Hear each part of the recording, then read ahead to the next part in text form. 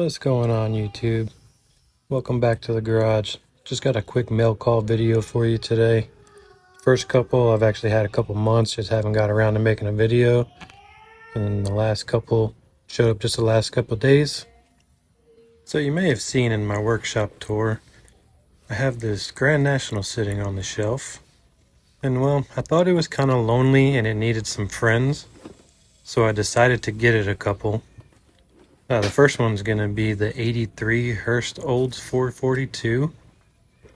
Been after this kit for a while and I found one at a decent price, so couldn't pass up on it.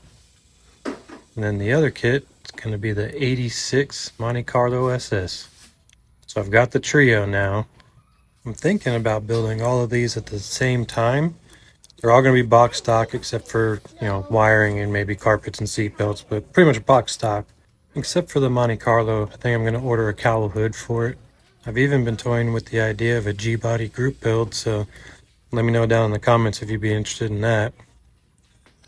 So the next thing I picked up is a MCW 76 Firebird conversion kit. It's actually a Trans Am conversion kit with the shaker. Comes with little light lenses. And this I would need a 77 Trans Am for a donor car in 1/25th scale. You can see some nice honeycomb wheels there. There's resin cast, so it needs a little bit of cleanup, but everything's nice and crisp on it. All the little emblems and everything. There's the front end. You can see it definitely needs a lot of smoothing out. But this is pretty much the only way to get a 76 Firebird these days without paying $200 for a kit. And I just need a 77 Trans Am, like the Revell Smoking the Bandit kit would be perfect. Plus that would give me extra decals for the pinstripes in case I screw up the ones when I build the Bandit kit. And then speaking of Firebirds, got a mail call from Mike over at Scale Speedworks.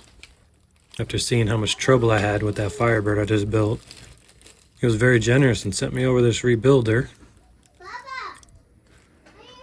Definitely a late 80s GTA. I think he's using the engine out of it for something, but I'm sure I can scrounge something up. Also looks like he already stripped the paint off it for me, so that saves me one less thing to do. Other than the blue on it, I mean, it does look to be in pretty decent shape. See what this interior looks like.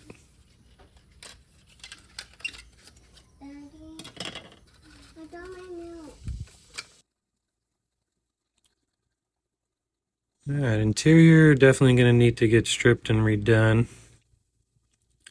The armrest, the paint almost looks melted on that armrest over there. And the gauges are silver.